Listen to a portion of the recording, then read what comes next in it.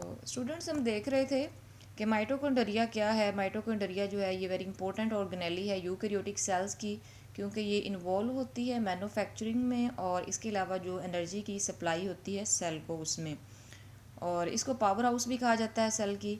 तो जब compound microscope में इसको स्टडी किया गया तो वेजिकल्स में, रोड्स में और फिलामेंट्स की शक्ल में ये अपीयर हुई।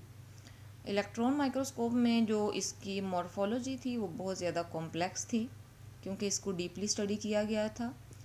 इसके नंबर, शेप और इंटरनल स्ट्रक्चर्स जो थे वो वेरी कर रहे थे। और माइटोकॉन्ड्रिया जो है ये डबल मेम्ब्रेन बाउंड ऑर्गेनेली है। इसके पास दो मेम्ब्रेन्स जो हैं वो एग्जिस्ट करती हैं, ठीक है। आउटर मेम्ब्रेन होती है और साथ में इनर मेम्ब्रेन होती है। तो अगर हम बात करें आउटर मेम्ब्रेन की, तो आउटर मेम्ब्रेन जो है उसका स्ट्रक्चर स्मूथ होता है और इनर मेम्ब्रेन जो है उसके पास बहुत ज़्यादा जो इनफोल्डिंग्स वगैरह हैं वो प्रेजेंट होती हैं। और इसके अलावा इसके पास कुछ इनर चैम्बर्स होते हैं जिसको हम माइटोकॉन्ड्रियल मैट्रिक्स का नाम देते हैं। अब ये जो इनफोल्डिंग्स हैं इनको हम क्रिस्टे का नाम देते हैं, और जो माइटोकॉन्ड्रियल मेम्ब्रेन्स हैं वो सिमिलर होती हैं इन दी स्ट्रक्चर दूसरे सेल मेम्ब्रेन्स की तरह। और इसके अलावा जब इसकी डिटेल में इसको स्टडी किया गया तो इसमें देखा गया कि माइटोकॉन्ड्रिया जो है उसके पास डीएनए होता है और साथ में राइबोसोम्स जो हैं वो प्रेजेंट होते हैं। और राइबोसोम्स और डीएनए जो होते हैं इंडिकेट्स करते हैं कि इसमें जो कुछ प्रोटीन्स हैं वो सिंथेसाइज हो सकती हैं। इसके अलावा ये सेल्फ रेप्लिकेटिंग ऑर्गेनेलीज है, और जो इनर सरफेस होती है क्रिस्टे की माइटोकॉन्ड्रियल मैट्रिक्स में उसके पास स्मॉल नोव लाइक स्ट्रक्चर्स होते हैं जिसको हम F1 पार्टिकल्स का नाम देते हैं। तो माइटोकॉन्ड्रियल मैट्रिक्स जो है उसके पास लार्ज नंबर ऑफ एंजाइम्स होते हैं, और इसके अलावा को एंजाइम्स, ऑर्गेनिक और इनऑर्गेनिक साल्ट्स होते हैं जो कि हेल्प करते हैं उसके मेटाबॉलिक प्रोसेसेस में, लाइक कर्ब साइकिल जो कि माइटोकॉन्ड्रियल मैट्रिक्स में होता है। इसके अलावा एरोबिक रेस्पिरेशन है और फैटी एसिड्स मेटाबॉलिज्म वगैरह।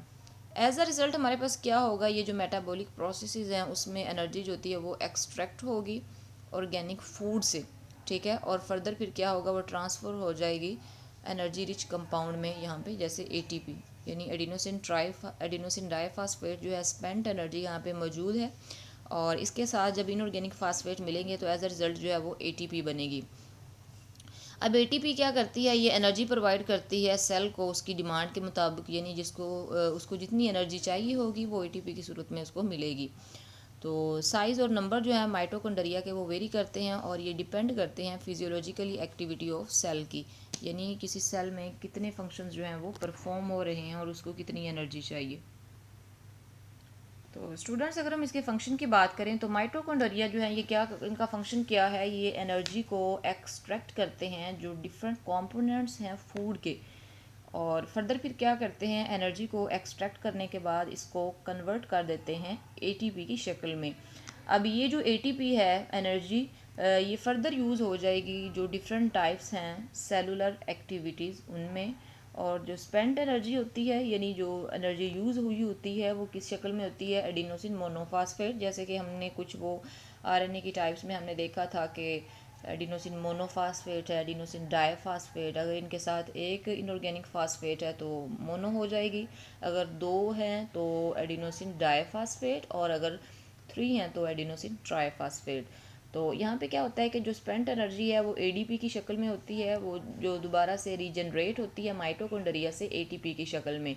तो इसी वजह से हम कह सकते हैं सिंपली कि mitochondria is called power house of cell. Power house means that के सेल में जितनी भी फिजियोलॉजिकल एक्टिविटीज़ हो रही हैं या माइटोकॉन्ड्रिया के अपने जितने प्रोसेसेस हो रहे हैं उनको जो एनर्जी है वो माइटोकॉन्ड्रिया खुद ही प्रोवाइड करता है। इसी वजह से इसको पावर हाउस का नाम दिया जाता है। और ये सेल्फ रेप्लिकेटिंग ऑर्गेनेली है, ये एक इम्पोर्टेंट एमसीक्यू है। इसके पास राइबोसोम्स भी होते हैं, मींस इसमें ट्रांसक्रिप्शन और जो ट्रांसलेशन के प्रोसेसेस हैं वो हो सकते हैं, मैसेंजर आरएनए की सिंथेसिस भी हो सकती है, और पॉलीपेप्टाइड चेन्स जो हैं वो भी बन सकती हैं। Okay dear students, thanks. उम्मीद है कि आप लोगों को समझ आया होगा लेक्चर, और अगर किसी को कोई क्वेश्चन पूछना हो तो कमेंट बॉक्स में अपनी राय दें। तो स्टूडेंट्स जिन्होंने अभी तक चैनल को सब्सक्राइब नहीं किया तो आप लोग चैनल को सब्सक्राइब कर लें ताकि आने वाली जो न्यू वीडियोज़ हैं उनका नोटिफिकेशन आप लोगों को मिलता रहे और अहम जो इन्फॉर्मेशन आप लोगों को बर वक्त मिलती रहे। थैंक यू स्टूडेंट्स, अल्लाह हाफिज़।